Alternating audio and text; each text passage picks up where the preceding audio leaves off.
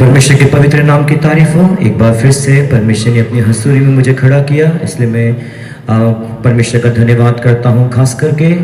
जवानों के बीच में एक गवाही के लिए, जिस प्रकार से आप सभी ने सुना किस प्रकार से जवानों को परमेश्वर स्वर्ग और नरक के अंदर लेकर आया, उसी ही प्रकार मेरा भी ऐसा ही एक अनुभव कुछ सालों के पहले मेरा भी एक ऐसा ही अनुभव था। एक इसी प्रकार की एक प्रार्थना, उपवास प्रार्थनाएं चल रही थी और उस उपवास प्रार्थना के अंदर बहुत से सेवक, बहुत से विश्वासी स्वर्ग और नरक के अंदर होकर आ रहे थे और उसी जगह पे, उसी झुंड के अंदर मैं भी बैठा हुआ था। तो जब सब लोग अपने अपने दर्शनों को साझा कर रहे थे और कई लोग बेहोशों की हालत के अंदर पड़े हुए थे और कई लोग बेहोशों की हालत के अंदर ही वो लोग चिल्ला रहे थे, तब मैं अपने घुटने पे खड़ा हुआ था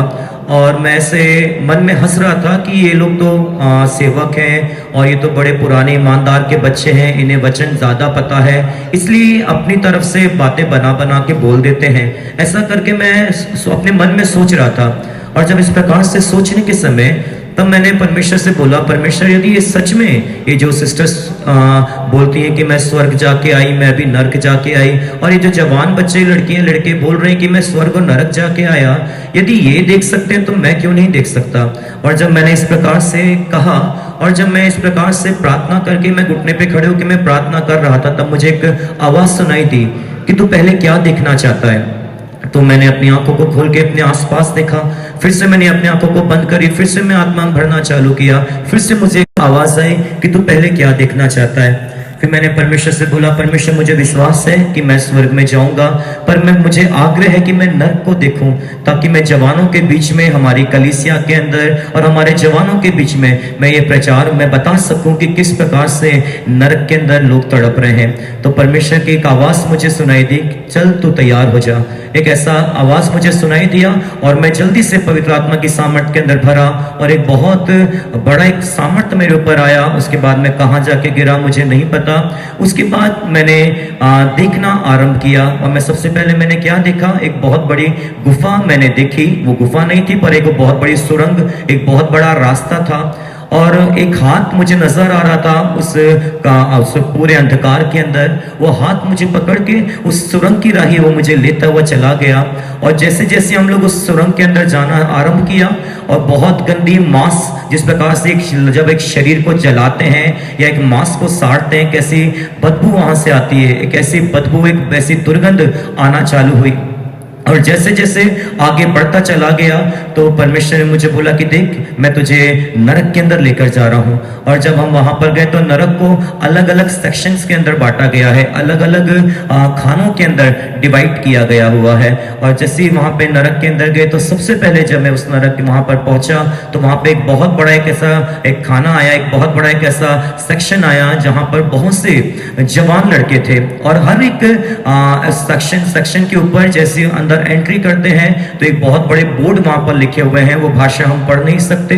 वहां की कुछ भाषा के अंदर उनके पाप, उनके गुनाह, उनके उस एंट्री गेट के ऊपर उनके गुनाह लिखे हुए हैं। और जैसे ही वहां पर अंदर गया तो जो मेरे साथ में था, मैंने उनसे पूछना आरंभ किया कि ये इतना बड़ा झुंड, जो जवानों का झुंड है, ये जवान यहाँ पर क्यों है। तो उसमें से मुझे एक आवाज सुनाई दी और वो आवाज मुझे इस प्रकार से सुनाई दी, वो परमेश्वर मुझसे बात कर रहा है, ये जो जवान बच्चे हैं, ये जवान बच्चे अपनी आंखों के द्वारा व्यभिचार करते हैं। तब मैंने परमेश्वर से पूछा, परमेश्वर शरीर के द्वारा तो व्यभिचार सुना है, पर आंख के द्वारा कैसे एक जवान व्यभिचार करके और नरक के अंदर आ सकता है। तब परमेश्वर ने मुझे बोला कि देख, ये जो जवान बच्चे हैं ये अपने शरीर से नहीं पर ये अपनी आंखों के द्वारा व्यभिचार करते हैं और अपनी आंखों के द्वारा जो चीजें नहीं देखनी, ऐसी चीजों को इन्होंने देखा, इसलिए ऐसों के लिए मेरे स्वर्ग के अंदर कोई भी स्थान नहीं। और एक बहुत बड़ा एक,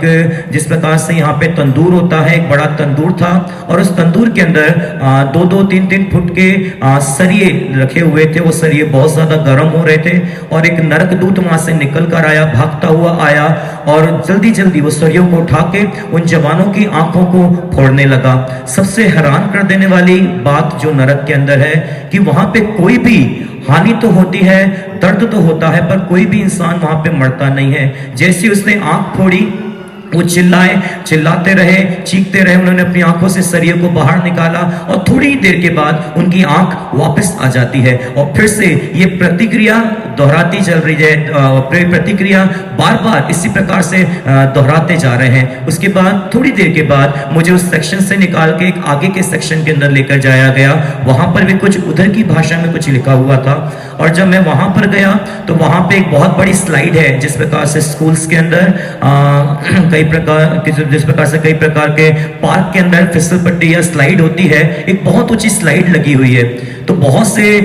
लोग वहां पे खड़े हैं, जवान लड़कियां खड़ी हैं, जवान लड़के वहां पे खड़े हैं। और मैंने उसमें क्या देखा कि उस स्लाइड के ऊपर, जो ऊंचाई के ऊपर जो टॉप है, उसके ऊपर एक नरकदूत बैठा हुआ है।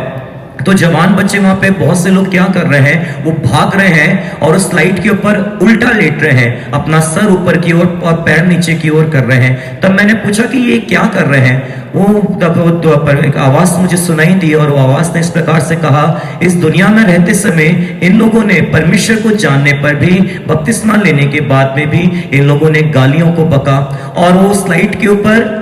एक जो नरकदूत बैठा हुआ, उसके हाथ में एक कील और एक हथौड़ा है, वो उनकी जबान को खींचता है और उस स्लाइड के ऊपर उनको ठोक देता है और उनका पूरा वजन उनकी जीभ के ऊपर होता है और वो चिल्लाने की कोशिश कर रहे हैं, हाथ पांव मार रहे हैं, उस कील को निकाल रहे हैं। थोड़ी देर के बाद वो जीभ उनके मुंह में से उखड़ जाती है और सीधा वो स्लाइड पे से फिसलते हुए वो आग के अंदर गिर जाते हैं और वो चीखे मारते हैं और वापस से वो भागते हैं। फिर से वो चाह रहे हैं, अपने पांव को अपने हाथों से रोक रहे हैं कि हम चढ़ना नहीं चाहते, पर वहां पे हमारे हाथ के ऊपर, जैसे कि दुनिया में आज हमारे हाथ हमारे पैर पे हमें कंट्रोल है, पर नर्क में हमें अपने हाथ अपने पैर के ऊपर कंट्रोल नहीं है। आपको मजबूरन आपको जाना पड़ेगा, भागना पड़ेगा। इसलिए वो लोग वहां से निकले, फिर से उस स्लाइड पे चढ़े, फिर से उल्टे लेटे, फिर से वो प्रतिक्रिया दोहराई गई और वो लगातार इसी प्रकार से करते चले जा रहे हैं। और थोड़ी देर के बाद एक और सेक्शन के अंदर जब मुझे ले जाया गया और जब उस सेक्शन के अंदर जब मैं पहुंचा, वहां पे भी नरकी भाषा के अंदर, कुछ अलग ही भाषा के अंदर एक तख्ती, एक बोर्ड वहां पर दर्ज किया गया है। और जैसे उस सेक्शन के अंदर पहुंचा तो वहां पे बहुत सी जवान लड़कियों को मैंने वहां पर देखा और उनके सामने एक बहुत बड़ी टेबल लगाई गई है। उस टेबल के अंदर अलग अलग शीशियां रखी गई है और एक लड़की वहां से चिल्लाती हुई आई कि चलो हट जाओ, सब हट जाओ मेरे सामने से, मुझे अभी अपने आप को सुंदर बनाना है, मैं अभी ब्लीच लगाने के लिए जा रही हूँ, अपने आप को और खूबसूरत करने जा रही हूँ। और वो लड़की भागी और जल्दी से उसने उस शीशी को उठाया और शीशी को जब अपने हाथ में डालना चालू किया तो एक बहुत ही, ये दुनिया के अंदर ऐसा तेजाब नहीं होता, एक बहुत ही खतरनाक एक तेजाब वहां पर था। और उस तेजाब को जैसे उसने अपने हाथ में डाला, उसका शरीर का जो मांस है वो ऐसे गिरने लगा और वो चिल्ला रही है कि नहीं नहीं, ये मैं अपने मुंह पे नहीं लगाना चाहिए। और उसने अपने हाथ, उसके हाथ उसके कंट्रोल में नहीं है, दिमाग सारा वहां पे काम करता है, पर अपने हाथ, अपनी जुबान, अपने पैर, वहां पे अपना शरीर आपके बस में नहीं होगा। और वो चिल्ला रही है कि नहीं, मैं इसे अपने मुंह पे नहीं लगाना। और जल्दी से उसके हाथ अपने आप उस शीशी को उंडेला, अपने हाथ में उसने उस केमिकल को, उस तेजाब को लिया और जोर जोर से अपने चेहरे पे मलना चालू किया। वो इस कदर अपने चेहरे पे मल रही है कि उसके चेहरे की हड्डियां दिखना चालू हो गई और वो चीखती हुई गई और जाके वो आग की झील में कूद गई। और कुछ समय के बाद, एक थोड़ी दूर जब मैं उसी सेक्शन के अंदर गया तो एक और बहुत सी जवान लड़कियां वहां पर हैं और वो लोग कह रही है कि देखो जी, हम लोग अपने आंखों को, अभी हम लोग ब्यूटी, अभी हम लोग देखो अपनी आंखों को खूबसूरत बनाने जा रहे हैं, अभी हम लोग आईब्रो बनाने जा रहे हैं। और वहां पे उनके लिए कुर्सी रखी गई और वो लड़कियां भागती हुई उन कुर्सियों पे जाकर बैठी, कई बहनें उन कुर्सियों के ऊपर जाकर बैठी और छोटे छोटे कीड़े उनकी आंखों के ऊपर, उनके आईब्रो के ऊपर छोड़े गए। और जिस प्रकार से दुनिया के अंदर एक धागे के द्वारा थ्रेडिंग की जाती है, आईब्रो बनाया जाता है, उसी प्रकार वहां पर वो उन कीड़े उनकी थ्रेडिंग कर रहे हैं। उसी शेप के अंदर वो खाते, इस प्रकार से वो खा रहे हैं कि वो खाते खाते उनके मांस के अंदर चले जा रहे हैं। और वो लड़कियां चीख रही हैं, चिल्ला रही हैं, उन कीड़ों को फेंक रही हैं अपने ऊपर से। पर वो जिस प्रकार से वो यहां पर करते थे, ठीक उसी प्रकार से जैसे वो अपने आप को श्रृंगार करते थे, ठीक उसी प्रकार से वो अपने आप को वहां पर भी श्रृंगार कर रहे हैं। और इसी प्रकार से वो चीखते हुए, चिल्लाते हुए वो नरक के अंदर वो उस आग के अंदर कूद रहे हैं, चिल्ला रहे हैं। और परमेश्वर मुझे वहां से निकाल के एक और सेक्शन के अंदर लेकर गया। जिस प्रकार मैंने आपको बताया, वहां पर भी एक अलग भाषा के अंदर एक तख्ती, एक बोर्ड दर्ज किया गया था। और जब वहां पर उस जगह के ऊपर जब मुझे पहुंचाया गया, तब वहां पर बहुत से जवान बच्चे, छोटे बच्चे और बहुत से बुजुर्गों को मैंने वहां पर देखा। तो वहां पर जैसे देखा तो वहां पे भी बहुत सी टेबल लगी हुई हैं, उन टेबलों के ऊपर शीशियां रखी हुई हैं और बहुत से जवान बच्चे भागते आ रहे हैं, बुजुर्ग भागते आ रहे हैं। वो कहते जी सामने से हट जाओ और मुझे अभी शराब पीने का समय हो चुका है, और वो जल्दी से आ रहे हैं। और उनके लिए भी वही केमिकल उस बॉटल के अंदर भरा हुआ है, और वो जैसे उस केमिकल को अपने मुंह से लगा रहे हैं, वो केमिकल के गड़े को फाड़ता हुआ, उनकी आंतों को बाहर निकालता हुआ वो चीख रहे हैं, चिल्ला रहे हैं, वो बॉटल को फेंकने की कोशिश कर रहे हैं, पर उनका हाथ उस बॉटल को छोड़ नहीं रहा। उसके बाद वो चिल्लाते हुए उस बॉटल के साथ ही वो नरक के अंदर कूद जाते, उस आग के अंदर कूद जाते हैं। इसी प्रकार से जब थोड़ी सी आगे उस सेक्शन से निकाल के और एक और सेक्शन के अंदर जब ले जाया गया, तो वहां पे भी नर की एक भाषा के अंदर वहां पे एक बोर्ड स्थापित किया गया, दर्ज किया गया, और वहां पे बहुत से जवान हैं, बहुत से बच्चे वहां पर हैं, बहुत से बुजुर्ग वहां पर हैं, और उनके लिए एक बहुत बड़ा स्टेज तैयार किया गया है। जैसे आज हम यहाँ पे शादी विवाहों के अंदर स्टेज देखते हैं, उसी प्रकार उनके लिए एक बहुत बड़ा स्टेज वहां पर तैयार किया गया था। उस स्टेज के अंदर कीलों को उल्टी तरफ से लगाया गया था, यानी कि उनका जो नुकीला जो पॉइंट था वो ऊपर की ओर था, और उनको उल्टी कीलों को लगा के, और वहां पे बहुत ज्यादा साउंड वहां पर आ रहा है, चिल्लाने का भी, गाने का भी, और लोग गीत गा रहे हैं, गाने वाले वहां पर गा रहे हैं, और वो अपने मुंह के ऊपर हाथ रख रहे हैं कि हम चुप हो जाएं, पर वो चुप नहीं हो पा रहे। और जैसे वो चिल्ला रहे हैं और भागते हुए वो स्टेज के ऊपर चढ़ते हैं, वो स्टेज की जो कील इतनी ज्यादा शार्प है कि जैसे वो चढ़ते, उनकी एड़ी, उनका मांस, वो सब उस कील के अंदर ही रह जाता है। वो चिल्ला रहे हैं, वो उतरने की कोशिश करते हैं, पर एक नरदूत वहां पे खड़ा हुआ है और उसके हाथ में एक बहुत बड़ा चाबुक दिया गया, और वो उसे मार रहा है। वो कहते तूने दुनिया में रहने के समय भी तूने नाचा है, तूने गाया है, अभी तुझे यहां पर भी नाचना पड़ेगा, क्योंकि जैसा तू दुनिया के अंदर किया जीवित रहने के समय में, तुझे यहां पर भी वैसा ही करना पड़ेगा। और वो जवान बच्चे वहां पे चिल्ला रहे थे, चीख रहे थे कि हमें एक और मौका दिया जाए, हमें एक और मौका दिया जाए, पर एक आवाज आई कि तुम्हारे पास जो समय है वो समाप्त हो चुका। मैंने तुमको बहुत सा समय दिया, पर तुमने उस समय को लाभदायक नहीं जाना। उसके बाद उस सेक्शन से निकल के एक सेक्शन के अंदर ले जाया गया, और जब उस सेक्शन के अंदर मैं पहुंचा, वहां पे भी नर की कुछ बोली के अंदर कुछ दर्ज किया गया था आगे तख्ती के ऊपर। और जैसे उसके अंदर एंट्री किया गया, तो वहां पे एक स्त्री को वहां पर देखा। उस स्त्री को एक 2 खंभों के साथ उसके पैर को, उसके हाथ को बांधा गया था, और एक सांप वहां पर देखा। उस सांप के चारों ओर कांटे लगे हुए थे, और वो सांप बड़ी तेजी से रेंगता हुआ आया, और वो स्त्री के अंदरूनी पार्ट से अंदर घुस के वो स्त्री के मुंह के राही बाहर निकल कर आया, और वो चीख रही है और वो चिल्ला रही है। तो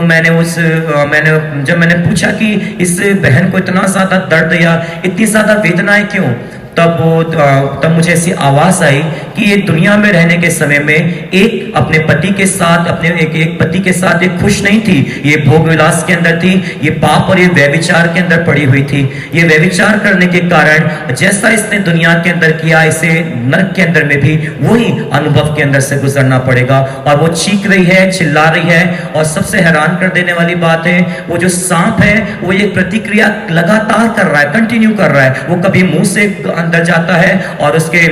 गुप्तंग से बाहर निकल कर आता है, और वो चिल्ला रही है। सिर्फ एक ही नहीं, ऐसी बहुत सी स्त्रियां वहां पर देखी गई। और जब थोड़ी दूर मैं आगे की ओर बढ़ा, तो आगे जब थोड़ा सा और गया, तो एक और सेक्शन वहां पर, बहुत बड़ा सेक्शन वहां पर था, एक बहुत बड़ा पार्ट वहां पर था। वहां पे बहुत से खुदा के खादिम, खुदा के सेवक वहां पर थे, और वो लोग चिल्ला रहे हैं, वो लोग चीख रहे हैं, वो लोग उस आग के अंदर भाग रहे हैं कि हमें इतना अच्छा समय देने पर भी हमने उस समय को लाभदायक नहीं जाना। और बहुत से पास्टर्स, बहुत से खादिम, बहुत से सेवक उस स्थान के ऊपर, उस नरक के अंदर चिल्ला रहे हैं, तड़प रहे हैं, चीखे मार रहे हैं। और परमेश्वर ने मेरा हाथ को पकड़ा, परमेश्वर ने बोला अभी और भी बहुत दिखाने वाला है, अभी तो आधा भी नहीं देखा। तब मैंने बोला परमेश्वर भी इसके आगे मैं नहीं देख सकता, क्योंकि मेरे अंदर भी हिम्मत नहीं है। आप ऐसा कीजिए, मुझे अभी स्वर्ग भी नहीं देखना, मुझे अभी नरक भी नहीं देखना, आप मुझे जैसे लेके आप मुझे वैसे ही पहुंचा दीजिए नीचे। तब परमेश्वर ने बोला कि नहीं, तुझे और आगे देखना है। मैंने परमेश्वर के आगे मैंने प्रार्थना करी, परमेश्वर मेरे अंदर भी हिम्मत नहीं है, क्योंकि वहां वहाँ पे स्मेल बहुत ज्यादा है, आप सब कुछ वहाँ पे अनुभव कर सकते हैं, वहाँ की गर्माइश को, वहाँ के गर्माहट को, वहाँ की बदबू को, सब कुछ ऐसे शारीरिक तौर में आप इस दुनिया में एहसास कर सकते हैं। वैसे आप नर्क में आप गर्मी को, आप बास को, आप दुर्गंध को, आप तकलीफ को, आप वेदना को, आप सब चीज को वहां पे अनुभव कर सकते हैं। जब मैंने ऐसे निवेदन करना चालू किया तब परमेश्वर ने बोला चल ठीक है, ऐसा करके मेरे को एक हाथ वापस से मेरे हाथ को पकड़ा और जोर से, जैसे किसी चीज को नीचे से जोर से झटक के उठाते हैं वैसा मुझे उठाया और मुझे ऐसा अनुभव हुआ कि मैं उड़ना चालू हुआ। और एकदम से कुछ ही समय का एक वो लम्हा था, ऐसा उड़ते हुए एकदम से मुझे स्वर्ग के अंदर एंट्री कराया गया। और जैसे मैं स्वर्ग के अंदर गया तो वहां पर ज्यादा तो मैं स्वर्ग में कुछ देखा नहीं, पर मैंने वहां पर एक दरवाजा देखा, क्योंकि मैं जैसे वहां पर गया वहां पे बहुत से लोग थे, बहुत से खुदा के खादिम थे, बहुत से सेवक थे जिन्होंने यहाँ पे सेवाओं को करके अपनी दौड़ को पूरा करके, ऐसे ऐसे सेवकों को वहां पर देखा कि कई सेवकों को तो मैं जानता नहीं, पर इसी प्रकार के व्हाइट ड्रेस के अंदर वो लोग हाथ जोड़ के वो लोग प्रेज लॉर्ड कर रहे थे, वो लोग आराधना कर रहे थे। तब वो दूत उसने मुझे मेरे हाथ को पकड़ा और वो मुझे एक दरवाजे के पास लेकर गया। एक बहुत बड़ा दरवाजा मैंने वहां पर देखा, उस दरवाजे के अंदर मोती था और पूरे उस दरवाजे के ऊपर नक्काशी करी हुई उस दरवाजे के ऊपर थी। और जब मैंने उस दरवाजे की ओर देखा तो उस दरवाजे में एक बिल्कुल छोटा सा एक गैप था, जैसे कि बाहर से एक बिल्कुल बारीक सी रोशनी उस दरवाजे में से आ रही थी। तब मैंने उस दोस्त से पूछा कि ये जो दरवाजा है ना तो ये खुला है ना तो ये बंद है, क्या इसके आगे क्या है, हम देख सकते हैं क्या? तो उसने मेरे हाथ को पकड़ा और वो दरवाजों को खोले बिना हम जैसे एक आर पार होते हैं, ऐसे एक हम उस दरवाजे में से आर पार हो गए। और जैसे उस दरवाजे में से आर पार हुए तो उस दरवाजे के ऊपर बहुत बड़े सुनहरे अक्षरों में कुछ लिखा हुआ था। तो वो दूत ने मुझे बोला कि ये अनुग्रह का दरवाजा है। और जैसे हम उस दरवाजे से पार हुए तो बहुत से स्वरदूत सज्जे पासे खब्बे पासे स्वरदूत खड़े हुए हैं। उन्होंने तुरी को अपने हाथ में पकड़ा हुआ है, उन्होंने उस तुरी को अपने मुंह में लगाया हुआ है और उन्हें अपने गालों में हवा को भरा हुआ है अपने मुंह के अंदर, बस फूकने के लिए वो खड़े हुए हैं। तो मैंने जैसे उस स्वरदूत को, जब मैंने उस दूत से पूछा कि ये किसकी तैयारी के अंदर है, वो कहते कि ये सब, और उनकी नजर वो दरवाजे के सामने है, वो दरवाजे के ऊपर सारे देख रहे हैं, उन्हें तुरियों को पकड़ा हुआ है। वो कह रहे कि बस पिता के ऑर्डर का इंतजार कर रहे हैं, जैसे ही पिता ऑर्डर देगा तुरंत तुरी फूकी जाएगी और दूसरी आमद होगी, तुरंत यीशु मसीह अपने लोगों को लेने के लिए जाएगा। और जब वो दरवाजे को देखा, दरवाजे में बिल्कुल एक छोटा सा एक सुराख है, बिल्कुल छोटा सा एक ऐसी लाइन सी दिख रही थी कि बस थोड़ी सी देर के अंदर वो दरवाजा बंद होने वाला है। जब मैंने वो सारी चीजों को देखा तब मेरे अंदर डर आया। तब मैंने बोला कि मुझे वापस उस दुनिया के अंदर ना भेजे। तो परमेश्वर ने मुझे, दूत ने मुझे बोला कि नहीं, मैं तुझे भेजूंगा और मैं तुझे भेज के मैं तुझे जवानों के बीच में इस्तेमाल करूंगा। तब उस समय मैं सेवा के अंदर नहीं आया था, मैं सेवा के लिए चुना भी नहीं गया था, सिर्फ एक साधारण उपास 7 दिन की उपास प्रार्थना के अंदर हम लोग थे। और जब मैं वहां पर आके हम लोग बैठे, जब प्रार्थना का, जब मैं उस स्वरदूत से बातें करने लगा तो स्वरदूत ने बोला कि अभी देख समय आ पहुंचा है, अभी तुझे वापस नीचे जाना है और उन जवानों को जो जिस प्रकार से तूने देखा है कि कैसे जवान नरक में नाश हो रहे हैं, ये समय है तो उन जवानों को बता। इस प्रकार से जब मुझसे कहा और उस दूत ने मेरे हाथ को ऐसे छोड़ के, जैसे किसी को धक्का दे दिया जाता है, मुझे धक्का दिया और मेरे हाथ को छोड़ दिया। और जैसे मेरे हाथ को छोड़ा तो मैं सोचा शायद मुझे नरक में फेंक दिया गया। एक बहुत तेज के साथ मैं नीचे आया और अचानक से अपने शरीर के अंदर आया। जब मैंने सांस लिया और जब मैंने अपनी आंखों को खोला तब मुझे एहसास हुआ कि मैं जहां था मैं उसी जगह पे अपने शरीर के अंदर वापस लौट के आया। इसलिए यदि आप जवान बच्चे खास करके, यदि आप इस प्रकार के पाप, कई प्रकार की बातों के अंदर हैं, यदि आप लोग उस नरक से बचना चाहते हैं तो आप भी अपने जीवन को खुदा के लिए समर्पण करें, अपने पाप के लिए पश्चाताप करें, खुदा आप सबको उसके राज्य के लिए तैयार करें।